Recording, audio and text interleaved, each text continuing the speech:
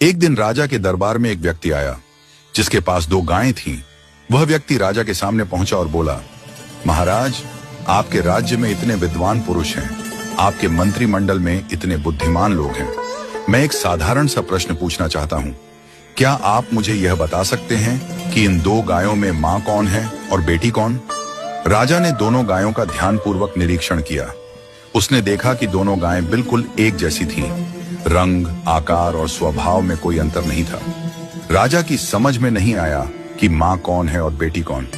उसने अपने मंत्रिमंडल को बुलाया और सबसे बुद्धिमान मंत्री से कहा, तुम देखो और बताओ कि मां कौन है और बेटी कौन। मंत्री ने भी बड़ी बारीकी से दोनों गायों का निरीक्षण किया, लेकिन वह भी उत्तर नहीं दे पाया। धीरे धीरे मंत्रिमंडल के सभी सदस्यों ने कोशिश की, लेकिन कोई भी इस साधारण प्रश्न का उत्तर नहीं दे पाया। राजा को बहुत अफसोस हुआ कि उसके मंत्रिमंडल में एक भी व्यक्ति इतना बुद्धिमान नहीं है जो यह बता सके कि मां कौन है और बेटी कौन। जब सबसे बुद्धिमान मंत्री अपने घर पहुंचा तो वह बहुत चिंतित था। उसकी पत्नी ने पूछा, आज आप इतने परेशान क्यों हैं? क्या हुआ? मंत्री ने कहा, आज राज्यसभा में एक व्यक्ति 2 गायें लेकर आया था और पूछा कि इनमें मां कौन है और बेटी कौन। हम सबने देखा, लेकिन दोनों गायें एक जैसी दिखाई दी। कोई भी यह साधारण सा उत्तर नहीं दे पाया। मंत्री की पत्नी मुस्कुराई और बोली, कल मुझे भी राज्यसभा में ले चलिए, मैं इस प्रश्न का उत्तर देने की कोशिश करूंगी। अगले दिन जब राज्यसभा पुनः लगी, मंत्री ने राजा से अपनी पत्नी को सभा में लाने की अनुमति मांगी।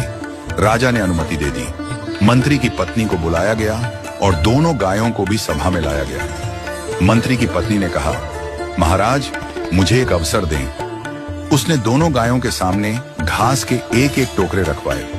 जब दोनों गायें घास खाने लगीं, तो थोड़ी देर बाद मंत्री की पत्नी ने घोषणा की, यह गाय मां है और यह गाय बेटी है।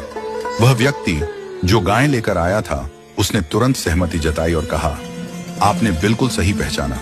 राजा ने आश्चर्य से पूछा, तुम्हें कैसे पता चला कि मां कौन है और बेटी कौन?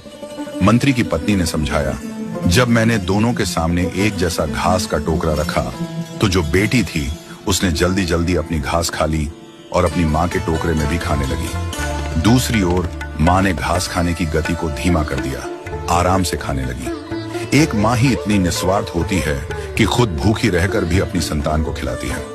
इस कहानी का संदेश बहुत गहरा है। जैसे एक मां निस्वार्थ प्रेम करती है और अपनी संतान की भलाई के लिए खुद को त्याग देती है, वैसे ही ईश्वर भी हमें बिना किसी अपेक्षा के सब कुछ देता है। हम सब ईश्वर की संतान हैं और उसने हमें यह सुंदर सृष्टि निस्वार्थ प्रेम से दी है। हम अक्सर ईश्वर से केवल अपनी इच्छाओं की पूर्ति की प्रार्थना करते हैं, लेकिन कभी यह नहीं पूछते कि हे प्रभु, आप खुश तो हैं?